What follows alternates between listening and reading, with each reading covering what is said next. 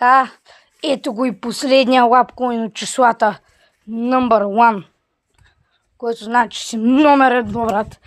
Како го намериш, ако който го вземи, той е номер 1.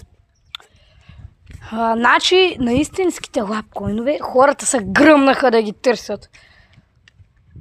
Заради просто човека правеше лапкоин и един път не искаш да го прати по аконт и го скри. И всички хора го видяха това клипче. И той започна да крие и сега е много известен в TikTok.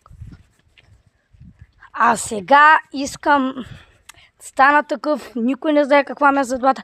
Но ако стана и аз такъв като него, ще имаме много хубави неща. То едно от тях е да можем да правим истински DIY коинове от 3D принтер. Но сега нямаме възможност да го правим. Тук крили ли сме лапкоин? Май скрихме. Не, ние тогава го скриваме долу в тревата. Но не. Сега. Това е един от последните за днес. Не се знае. Лапкоин. Той е огромен. Даже може да се каже, че е по-голям от Six Seven. Може да се каже, че е по-голям от Six Seven, даже наистина май е по-голям.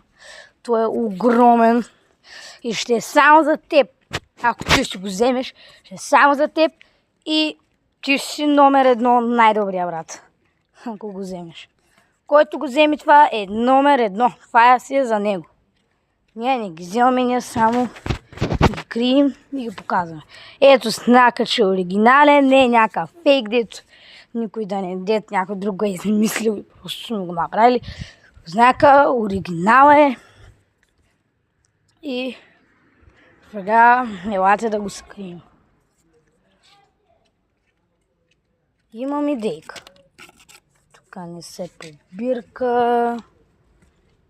Стоям. Да видиш къде може да се побере чип. Пробвай. Не, чай. Няма да стане. Сега вече си грежа ли така, виж? Да. Клия, не ще стане. Но пак изглежда си едно се сърдиш. Там няма да се побери. Ще се побере. Да махаш то камък. Не, няма. Така. Тук го крием. Ако ми стана ска. Тук е скрит. Спомнете го къде.